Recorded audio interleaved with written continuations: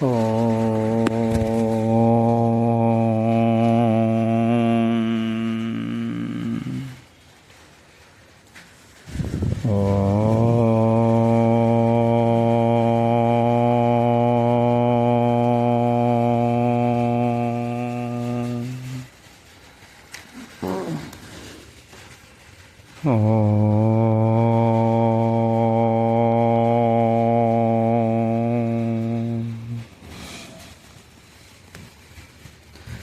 గురుబ్రహ్మా గురుర్విష్ణుః గురుర్దేవో మహేశ్వరః గురు సాక్షాత్ పరం బ్రహ్మ తస్మై శ్రీ గురవే నమః.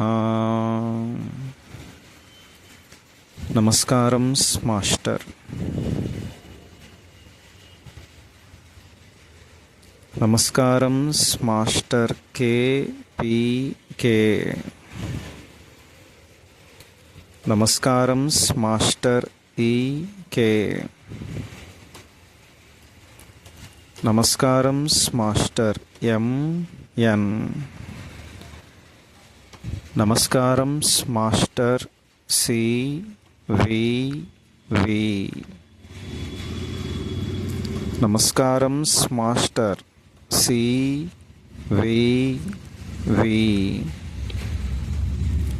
నమస్కారం master CVV to your lotus feet. ఓం శాంతి శాంతి శాంతి. సోదర బృందానికి నమస్కారాలు. మనం దశమస్కందం పూర్వభాగం శ్రీమద్భాగవతం రహస్య ప్రకాశం చదువుకుంటున్నాం. ప్రస్తుతానికి 689 పద్యాల వరకు రహస్య ప్రకాశం చదువుకోవడం జరిగింది. ఈరోజు 690వ పద్యం నుంచి రహస్య ప్రకాశం చదువుకుందాం. ముందుగా కొన్ని ప్రార్థనా పద్యాలు. శ్రీకైవల్య పదంబు చేరుటకునై చిందించెదన్ లోకరక్షైకారంభకు భక్తపాలన కళా సంరంభకున్ దానవోద్రేక స్తంభుకు కేలీలోల విలసదృగ్జాల సంభూత నానా కంజాత భవాండ కుంభకు మహానందాంగనాడింబకున్ పలికెడిది భాగవతమట పలికించు విభుండు రామభద్రుండట నే పలికిన భవహరమగునట పలికెదవే రెండుగాధ పలుకగనేలా. భాగవతము తెలిసి పలుకుట చిత్రంబు సూలికైన దమ్మె చూలికైన విబుధ జనుల వలన విన్నంత కన్నంత తెలియవచ్చినంత తేటపరుతూ ఈశ్వరుండు విష్ణుడెవ్వేల ఎవ్వనికేమిసేయు పురుషుడేమి ఎరుగు అతని మాయలకు మహాత్ములు విద్వాంసులు అడగి మెలుగుచుందురు అందులగుచు. ఎవ్వనిచే జనించు జగమెవ్వని లోపల నుండు లీనమై ఎవ్వని అందుడిందు పరమేశ్వరుడెవ్వడు మూల కారణం బెవ్వడు అనాది మధ్యలయుడెవ్వడు సర్వము తాను అయిన వాడెవ్వడు వాని ఆత్మభవు ఈశ్వరునినే శరణంబు వేడెదన్. తర్వాత 690వ పద్యం. ఈ విధముగా కాళీయుని భార్యలు తమ భర్తకు ప్రాణదానము చెయ్యమని ప్రార్థింపగా శ్రీకృష్ణుడు కరుణించి కాళీయుని పడగలపై తన చరణఘట్టనమును ఆపి ప్రక్కకు తొలగి నిలబడెను. కాళీయుడిట్లు చివరకు తన ప్రాణములను ఇంద్రియ శక్తులను నెమ్మదిగా కూడగొట్టుకొని చితికిపోయి పట్టుతప్పిన శిరస్సులను నెమ్మదిగా సవరించుకొని పశ్చాత్తాపముతో స్వామికి నమస్కారము చేసి నెమ్మదిగా ఇట్లు విన్నవించుకొనెను. ఈశ్వర, అసలు మా నడకలే వంకర నడకలు, మా ముఖములు విషాగ్నులతో భయంకరముగా కనిపించుచుండును. రోషము నుండి పుట్టిన మేము స్వభావము చేతనే దుర్మార్గులము. పొగరెక్కియున్న మేము మంచివారమని చెప్పుటకు మొగము చెల్లదు. ఒక్కొక్క ప్రాణికి తమ జాతి గుణములు సహజముగా ఉండును. వానిని దాటి ప్రవర్తించుట అంత తేలిక కాదు. మా వికార ప్రవర్తనములు లోకములో అందరికీ తెలిసినవే గనుక మా దుష్టత్వము ఒక వింత కాదు. నీవిప్పుడు నన్ను శిక్షించి నా స్వభావములోనే మార్పు తెచ్చితివి. ఇంతకన్నా నాకు ఉపకారమేముండును? సర్వేశ్వర, ఈ లోకములన్నింటినీ సృష్టించిన వాడవు నీవు. నీవు చేసిన ఈ సృష్టిలో అనంతమైన వైవిధ్యం ఉన్నది. భావములలో, ఆకారములలో, వీర్యములలో, బీజములలో, ఆ బీజములను ధరించు ప్రకృతి స్థానములలో, పుట్టించు విధానములలో, పుట్టుకలలో ఒకదానికొకటి పోలిక లేనంత వైవిధ్యం ఉన్నది. ఈ సృష్టినంతటిని ఏనాడో చేసి ఇచ్చిన వాడవు నీవు. ఈ సృష్టిలో పుట్టిన మేము సర్పములము గనుక సహజముగానే మాది కోపస్వభావము. ఎంతటి మహామహులకైనను అద్భుతమై నీ మాయ దాటగలుగుట సాధ్యము కాదు. అట్టి మాయను దాటుటకు మేమెంతవారము? సర్వము తెలిసిన వాడవు. సర్వమునకు ఈశ్వరుడవైన నీవే దీనికంతటికీ కారణము. కలువ రేకుల వంటి నీ కన్నులు నేడు చూడగలిగితిని. నన్ను బ్రతికింపదలచినచో మన్నించి బ్రతికించుము. ఈ శిక్ష చాలదని ఇంకనూ శిక్షింపదలచినచో అది కూడా నీ ఇష్టమే. నేను సిద్ధముగా ఉన్నాను. మా ఇష్టమునకు ఇంకనూ అవకాశం ఎక్కడ ఉన్నది? నీ దివ్య చిత్తములో ఎట్లు సంకల్పించితవో అట్లే నడిపించుము. శ్రీహరి, సనక సనందనాదులకు దివ్య మహర్షులు కూడా నీ పాదధూళి నేడు నేను పొందగలిగితిని. నా పుణ్యం ఏమని చెప్పవలెను? ఇంకా నీవే స్థితిలో నన్ను నిలిపిలను అది నాకు మేలే అగును. ఇక్కడ మాస్టర్ గారు వివరణ ఇస్తున్నారు. ఈ కాళీయుని స్తోత్రంలో ఒక చిత్రమైన సత్యం ఉన్నది. అన్ని జాతుల జీవరాశులు, మానవులు దేవుని సృష్టిలో వారే. ఏ జాతి స్వభావము దానికి ఉన్నది. అది ఆ జాతికి సహజ లక్షణము. ఆ సహజ స్వభావము ప్రకృతిలో ఉన్నదే కనుక వాని ప్రవర్తనలో తప్పు పట్టుటకు వీలు లేదు. అట్లే మానవులలో కూడా సహజ సిద్ధముగా ఎవరి స్వభావము వారికి ఉన్నది. దాని ప్రకారమే వారు ప్రవర్తించుచున్నారు. నా స్వభావము దేవుడిచ్చినదే కనుక నా ప్రవర్తనకు నేనెట్లు బాధ్యుడును అగుదును? నాకు పాపము అంటగట్టుట ఎలా అని ప్రశ్నించువారు చాలామంది ఉన్నారు. ఒక చిన్న అంశం గమనించినచో ఈ రకమైన ప్రశ్నలోనే లోపం ఎక్కడ ఉన్నదో తెలియను. తాను చేసిన తప్పులకు పాపము కానీ శిక్ష కానీ తానెందుకు పొందవలెను అని వీరు ప్రశ్నించుచున్నారు. తానొక మంచి పని చేసినచో దాని వలన లభించు పుణ్యము కానీ ఐశ్వర్యము కానీ నేనెందుకు అనుభవించవలను అని ఎవడునూ అడుగుటలేదు. తనకు సుఖము కలిగించే విషయములన్నీ తానే అనుభవించవలెను. తనకు కష్టము కలిగించినవి మాత్రము ఇతరులపై నెట్టివేయవలెను. ఇది మానవులలోని బలహీనత. తన పుణ్యము ఐశ్వర్యము కూడా భగవంతునిదే అని త్యాగము చేయగలిగిన వాడు నిజముగా ప్రపన్నుడైన అనగా శరణాగతి చెందిన భక్తుడు. తన స్వభావము దేవునిచే చెయ్యబడినదని గ్రహించినవాడు తనను శిక్షించే అధికారము కూడా దేవునిదే అని నమ్మి సిద్ధముగా ఉండవలెను. తాను శరణాగతి చెందినవాడు గనుక తనను తప్పనిసరిగా రక్షించవలెననియే కోరుకొను భక్తులెందరో మనలో ఉన్నారు. తనను రక్షించినను శిక్షించినను నీ ఇష్టమే అని నమ్మగలిగినవాడు నిజమైన ప్రపన్నుడు. ఇట్టి శరణాగతి వామనావతార ఘట్టములో బలిచక్రవర్తి యందు కూడా కనిపించును. దేవుడిచ్చిన శిక్షను అంగీకరించి ఇక ఈ శిక్ష చాలును రక్షింపుమని అడుగుట ఒక పద్ధతి. ఇప్పటి వరకు అనుభవించిన శిక్ష చాలునా చాలదా అను నిర్ణయము దేవునికే వదిలివేయుట చక్కని ప్రపన్నుని విధానం. బలిచక్రవర్తి కూడా విష్ణువు నన్ను బంధించినచో అతడే విడిపించును. ఒకవేళ విడిపించడా పోనిమ్ము, అది అని దయ అనుకుందును అని శరణాగతి చెందెను. బుద్ధి కలిగి శరణాగతుడైన తరువాత స్వామికి ఏది ఇష్టమో అదియే తనకును ఇష్టమగును. చచ్చుట, చావకుండుట, స్వర్గము, నరకము, మోక్షము మొదలైన స్థితులన్నీ సమానమే. స్వామి ఏది సంకల్పించనో తెలిసిన తరువాత తనకు నచ్చుట ఒక పద్ధతి. అది మంచిదే. అది ఏదో తెలియకుండగానే సిద్ధపడి ఉండుట మంచిది. శిక్షించుటలో చాలా పద్ధతులున్నవి. కృష్ణుడు ఎందరో రాక్షసులను దుష్టులను చంపెను. కానీ కాళీయుని శిక్షించిన విధానము అపూర్వము. కాళీయుని మాటలలో ఎంత ఉత్తమమైన శరణాగతి ఉన్నదో చెప్పుకొంటిమి. అతడు మహాక్రూరుడు. బలవంతుడైన గరుక్మంతునితోనే కన్ను మిన్ను తెలియక కోరి కయ్యము తెచ్చుకున్న దురహంకారి. అటువంటి వాడు ఇంత భక్తుడిగా మారుట కృష్ణుని అనుగ్రహమే.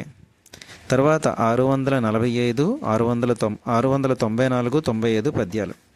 ఇట్లు విన్నవించిన కాళీయుని మాటలు విని కరుణామయుడైన కృష్ణుడు అతనిని క్షమించి ఇట్లనెను: నాగరాజా, ఈ సరస్సులోని నీరు ఆవుల మందులతో పాటు మానవులు కూడా త్రాగవలసి ఉన్నది. నేటి నుండి వారు నీరు త్రాగుటకు వీలుగా నీవిక్కడ ఉండరాదు. నీవు నీ భార్యాపుత్రులతో కలిసి సముద్రములో జీవించుము. నేను నిన్ను శిక్షించి అదుపులో ఉంచిన ఈ పుణ్యకథను ఏ మానవులైనను ఉదయము సాయంత్రము మనస్సులో స్మరించి కీర్తించినచో వారికెవరికిని నీ సర్పజాతుల వలన భయం ఉండదు. ఎటువంటి విషయములైనను వారికి అపకారము కలిగించవు. నేటి నుండి ఈ కాళింది సరస్సునకు నేనొక వరమిచ్చుచున్నాను. మానవులెవరైనను ఉపవాస దీక్ష వహించి నన్ను స్మరించుచు ఈ సరస్సులో స్నానమాడి దేవతలకు పితృదేవతలకు స్థిరమైన బుద్ధితో జలతర్పణ చేసినచో అట్టి వారికి ఆ క్షణములోనే పాపములన్నీ తొలగిపోయి స్వచ్ఛమైన మనస్సు నిలబడి ఉండును. గరుక్మంతుని వలన భయముతో నీవు రమణక ద్వీపము నుండి ఈ సరస్సులోనికి వచ్చితివని నాకు తెలియను. నీ శిరస్సుపై నా కాలి గుర్తులుండుట వలన ఇక ముందు నిన్ను గరుక్మంతుడు బాధింపడు. విచిత్ర లీలా విహారుడైన గోపాలకృష్ణ కుమారుడు ఈ విధంగా సెలవీయగా కాళీయుడు అంగీకరించి భార్యలతో పాటు అతనిని పూజించి దివ్య వస్త్రములు ఆభరణములు సమర్పించను. అపూర్వమైన నల్ల కలువల దండ కూడా సమర్పించను. తర్వాత భార్యాపుత్రులతోనూ బంధువులతోనూ కృష్ణుని మరలా స్తుతించుచు ప్రదక్షిణలు చేసి నమస్కరించి సెలవు తీసుకుని సముద్ర మధ్యమున ఒక ద్వీపమును చేరుకొనెను. ఆ కాళీయ ఫణిరాజును కాళింది సరస్సులో నుండి తప్పించుట ఎవరికినీ సాధ్యము కాలేదు. కృష్ణుడు ఆ మహాకార్యమును సాధించి కాళీయుని పంపివేసిన తరువాత ఆ కాళింది సరస్సు అమృతము వంటి జలములతో అందరికీ ప్రియమై చెలువారెను. ఇంతవరకు విన్న పరీక్షిత్తు, మునీంద్ర, సర్పరాజులకు నివాసమైన రమణక ద్వీపము వదిలి కాళీయుడు ఎలా పారిపోవలసి వచ్చెను? అతడొక్కడే గరుక్మంతునకు చేసిన అపచారమేమి అని అడుగుగా సుఖయోగేంద్రుడు ఇట్లనెను: పాములకు భయపడిన మానవులందరూ వారిని ప్రసన్నులను చేసుకొనుటకు గాను వివిధ భక్ష్యములు వృక్షముల మొదలలో పెట్టి వెళ్ళిపోవు చుందురు. సర్పములు గరుక్మంతుడు తమను చంపకుండుటికై తమకు నివేదన చేయబడిన పదార్థములను గరుక్మంతునికి సమర్పించుచుండెడివి. గరుక్మంతుడు ఆ పదార్థములు తిని సర్పములను కరుణించి వదిలివేయుచుండెను. ఈ కాళీయుడు మాత్రము తన విషవీర్యముచే పొగరెక్కి గరుక్మంతుని ధిక్కరించెను. తనకు పెట్టబడిన పదార్థములను గరుక్మంతునికి ఇయ్యకుండా తానే తినివేశెను. ఈ వార్త విన్న ఖగేంద్రుడు కోపించి, ఈ కాళీయునికెంత పొగరు! వాని తలలు చీల్చి చెండాడి పడగలు చించివేసి చంపివేసెదను అని కోపముతో బయలుదేరాను. బంగారు రంగులో వెలిగిపోవుచున్న విశాలమైన రెక్కలు ఆడించుచు అతడు వేగముగా వచ్చుచుండగా పుట్టిన పెనుగాలికి ఆ దారిలో ఉన్న మహావృక్షములన్నయూ కూకటి వ్రేళ్లతో పెళ్లగించిపోయాను. గరుక్మంతుడు కనిపించగానే ఎంతటి సర్పరాజులైనను వినయముగా తలలు వంచి పారిపోవుచుందురు. కానీ కాళీయుడు అహంకారముతో కస్సును లేచి విశాలమైన పడగలు విప్పి చూపులతోనే విషాగ్నులు క్రొక్కుచు నాలుకలు భయంకరముగా అల్లాడించుచు ముందుకు దూకెను. అతడు బొసుకొట్టుచుండగా అగ్నిజ్వాలలు వెలువడి కార్చిచ్చు వలె వ్యాపించెను. కాళీయుడట్లు మహావేగముగా ముందుకు దూకి గరుక్మంతుని కాటువేశను. గరుక్మంతుడు కోపించి బంగారు రంగులో మెరియుచున్న తన కుడి రెక్కతో కాళీయుని శిరస్సులపై ఒక్క చరుపు చెరిచెను. ఆ దెబ్బతో కాళీయుని కోరలు విరిగిపోయాను. శిరస్సులు చితికిపోవగా అతడు విషము క్రొక్కుచు ఒక్క పరుగున పారిపోయాను. అట్లు ప్రాణములు దక్కించుకొని పారిపోయి వచ్చి అతడు ఈ సరస్సులో నివాసం ఏర్పరచుకొనెను. దీనిలో మరి ఒక విశేషం ఉన్నది. ఈ కాళింది సరస్సులో శోభరి అను మహర్షి ఒకప్పుడు తపస్సు చేసుకొని చుండెను. ఆకలిగొన్న గరుక్మంతుడు ఒకనాడు ఆ సరస్సులో ఉన్న జలచరములను చాలా వరకు తినివేశను. మిగిలి ఉన్న చేపలు దుఃఖముతో కన్నీళ్లు కార్చుచుండగా ఆ మహర్షి గమనించి జరిగినది గ్రహించెను. చేపల దీనస్థితికి ఆయనలో శోకముతో పాటు పక్షిరాజుపై ఆగ్రహము పుట్టుకుని వచ్చెను. ఇక ముందు ఎప్పుడైనను గరుక్మంతుడు ఈ మడుగులోనికి ప్రవేశించినచో ఆ క్షణమే అతడు చచ్చునని శపించెను. మిగిలిన పాములకు ఈ శాప కథ తెలియదు. కానీ ఒక్క కాళీయునికి మాత్రము ఈ రహస్యము తెలియను. కనుక కాళీయుడి మడుగులో తలదాచుకుని ప్రాణములు కాపాడుకొనెను. కాళీయుని నివాసము వలన మడుగులోని నీరు విషపూరితము కాగా ఆ ప్రాంతములో నివసించుచున్న పశువులను మానవులను రక్షించుటకు కృష్ణుడు ఆ సర్పరాజును బయటికి పంపివేశను. కాళీయుడు సమర్పించిన దివ్య వస్త్రాభరణములతో గంధపుష్ప మాలికలతో వెలిగిపోవచ్చు సరస్సులో నుండి వెలువడి వచ్చుచున్న మాధవుని చూడగానే అక్కడి వారందరికీ ప్రాణములు లేచి వచ్చాను. యశోద, రోహిణి మొదలైన కోపకాంతలు, నందుడు, సునందుడు మొదలైన గోపకులు ప్రాణములు లభించిన ఇంద్రియముల వలె మూర్ఛ నుండి తేరుకొనిరి. గుండెలు కుదుటపడి ప్రాణములు తేరుకొని వారు పరమానందముతో లేచి నిలబడిరి. బలరాముడు తమ్ముని సంతోషముతో కౌగిలించుకొనెను. ఒడ్డున దిగాలపడి ఉన్న పశువుల మందలలో వృషభములు ఉత్సాహముతో రంకెలు వేశాను. లేగదూడలు సంతోషముతో చంగనాలు త్రొక్కెను. ఆవులు ఉప్పొంగిపోయాను. ఇట్లు పశువులే కాక కృష్ణుడు క్షేమముగా తిరిగి వచ్చుటచే ఆ చుట్టుపక్కలనున్న చెట్లు కూడా పులకరించి కొత్త చిగుళ్ళు తొడిగాను. అక్కడి గోపనాయకులందరూ ఇంత భయంకరమైన పాము వాతపడి కూడా నీ కుమారుడు క్షేమముగా బయటపడెను, నీ అదృష్టం ఎంత గొప్పది అని నందుని అభినందించుచుండగా అక్కడ ఉన్న స్త్రీజనము బ్రాహ్మణులు కూడా నందుని అభినందించిరి. యశోద కుమారుని కౌగిలించుకుని ఎత్తుకొని ముద్దాడి శిరస్సు మూర్కొని ఒడిలో కూర్చుండబెట్టుకుని ఇట్లనెను, నాయన, ఆ భయంకరమైన పాము నిన్ను కరచుచుండగా ఆపదలో ఉన్న నీవు నన్నేమని తలుచుకుంటివి? నీకేమయూ భయము కలగలేదా? రావయ్యా నా తండ్రి అని కన్నీరు నించెను. ఈ విధముగా కృష్ణుడు కాళీయ సర్పరాజుని తరిమివేయగా అతడి క్షేమమునకు చాలా సంతోషించిన గోకుల నివాసులు ఆ రాత్రి సల్లాపములాడుచుండగా చీకటి పడిపోయాను. కనుక వారందరూ ఆ సరస్సు ఒడ్డుననే నడుములు వాల్చిరి. ఆ పగలంతయు వారెవ్వరికీ తిండి తెప్పులు లేవు. ఎవరునూ బుక్కెడు నీరైనా తాగలేదు. ఆపద గడిచి కొంత విశ్రాంతి లభించిన వెంటనే వారికి ఆకలి దప్పికలు గుర్తుకు వచ్చను. వారట్లే నీరసముగా పండుకొని నిద్రించుచుండగా ఆ అరణ్యములో ఒక దావాగ్ని పుట్టెను. ఆ కార్చిచ్చు వేగముగా తరుముకొని వచ్చి నిద్రలో ఉన్న ఆ వ్రజ నివాసులను చుట్టుముట్టెను. శరీరములకు వేడి తగులుగానే భయభ్రాంతులై వారందరూ లేచి నిలబడి మాయామానుష రూపుడైన కృష్ణునికి శరణాగతులై ఇట్లు ప్రార్థించిరి. దావానలము వ్రజ నివాసులను చుట్టుముట్టుట. ఈరోజు ఈ కార్యక్రమాన్ని ఇక్కడితో ఆపుదాం. స్వస్తి.